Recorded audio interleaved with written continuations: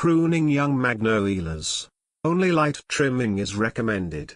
Prune on a dry day as disease can infect a freshly cut damp branch.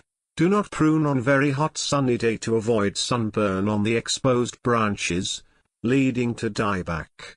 Trim Magnolia Grandiflora in mid to late spring after flowering finishes.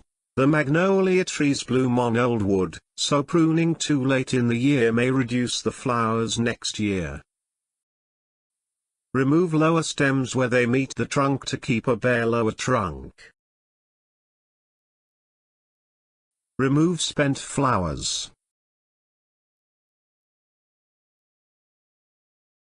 Pinch off the tips of each branch to make the plant bushy. Remove the damaged branches.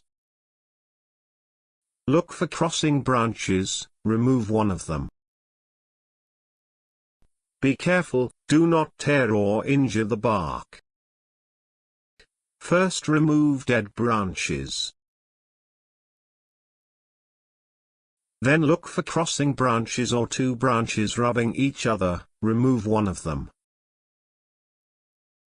Trim new shoots to open up the tree. Shorten long vertical branches, cut back to where it forks. May hard prune older branches to rejuvenate and maintain height in midsummer to early autumn. Then remove any diseased branches.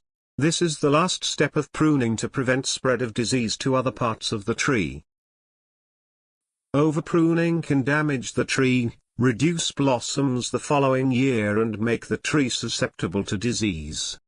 Before pruning, thoroughly disinfect pruners with ethanol or isopropyl alcohol or bleach solution, as pruned magnolia heals poorly, making it susceptible to diseases. Please make sure to subscribe to my YouTube channel right now. Just click on the subscription button below this video or click the logo here.